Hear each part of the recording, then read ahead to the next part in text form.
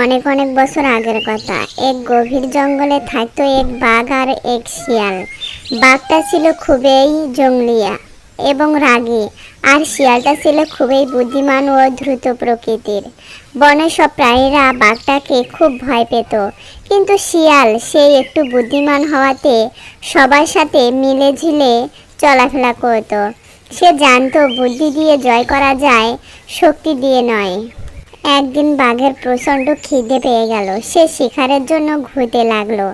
এদিকে শিয়ালটা একটা মুরগি চুরি করে খেতে যায়। তখন এই বাঘ এসে হাজির হয়ে যায়। ও শিয়াল, মুরগিটা তুই কোথাকে পেলি? আমাকে দে। আরে বাঘ মামা যে, এই মুরগিটা তো বনের রাজা সিংহের জন্য।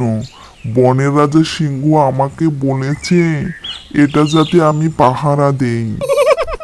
কি বললি? সিংহের খাবার?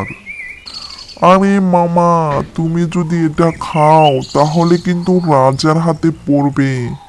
রাজার রাগ জানোই তো, তোমার জীবন শেষ করে দিবে। হ্যাঁ ভাগ্নে, তুমি ঠিকই বলেছ। তুমি ওটা নিয়ে যাও। যাক বাবা, বাঘকে বোকা বানিয়ে আমি আমার মুরগি বাঁচালাম। পরের দিন বাঘ আবার শিয়ালের সামনে পড়ল। ও শিয়াল, আমি সব বুঝে গেছি। রাজা তাজা গোশত ছাড়া খায় না। তুই আমাকে সেদিন ঠকিয়েছিস। আচ্ছা বাঘ মামা, আমি যদি তোমার খাবারের বন্দোবস্ত করে দেই, তুমি কি আমাকে ছাড়বে? যদি ভালো কিছু হয় তাহলে ছাড়বো। তাহলে চলো নদীর পাশে, আমি ব্যবস্থা করছি।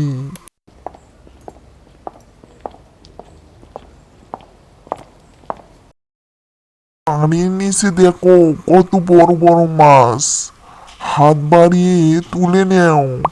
বাঘটি সত্যি মাথা নিচু করে পানিতে তাকালো। সে তার নিজের ছায়া দেখতে পেল এবং সেটাকে বড় মাছ ভেবে পানিতে ডুব দিল। কিন্তু সে ছিল বোকা আর গাধা। সে পানিতে হাবুডুবু খেতে লাগলো। দেখলি, বুদ্ধির সাথে খেলতে গেলে এরকমই হয়। এরপর বাঘ আর কখনো শিয়ালের সামনে বুদ্ধি দেখাতে যায়নি।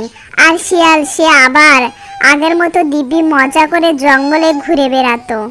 বন্ধুরা, লাইক করো, কমেন্ট করো এবং সাবস্ক্রাইব করো।